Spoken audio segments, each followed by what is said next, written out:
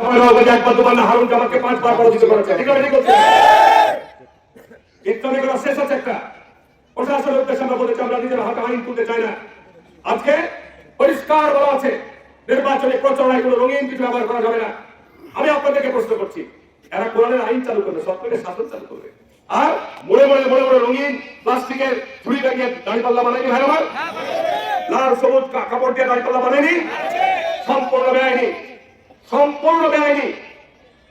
এখানে তো আমাদেরকে সাদা কালো ব্যানার করার নির্দেশনা আছে। আমরা সাদা কালো ব্যানারের বাইরে কোনো ব্যানার আছে? আমরা ফেস্টুনে সাদা কালো এই যে ফেস্টুন টাঙিয়েছে, বাইরে কোনো ফেস্টুন আছে? আমরা হ্যান্ডবিল প্রচার করছি, সাদা কালোর বাইরে কোনো প্রচার ব্যবস্থা আছে? আজকে প্রশাসন এগুলো দেখতে পাচ্ছেন না? আজকে আপনার ওনারা গোটা নবাবগঞ্জ ব্যাপী এগুলো টাঙিয়ে বেড়াচ্ছে। ম্যাজিস্ট্রেটদের, পুলিশদের, সরকারি চাকরি করেন, সরকারি টাকা খাচ্ছেন, আপনাদের নির্বাচন কমিশন বাজেট দিয়েছে, আপনাদের দায়িত্ব হলো রাষ্ট্রের মধ্যে অপসারণ করা। এগুলোকে ভেঙে ভেঙে দেওয়া আপনাদের দায়িত্ব।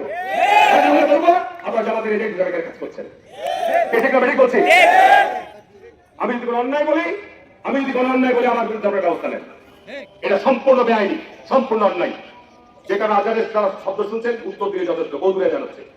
যে কারণে আমি আপনার অনুরোধ করবো যে আজকে এই আচরণবিধি পরিপন্থী যারা কর্মকাণ্ডে লিপ্ত হয়েছেন তাদের বিরুদ্ধে আইনানুগ ব্যবস্থা, শাস্তিমূলক ব্যবস্থা, জরিমানা যা কিছু দিতে হবে। নাম্বার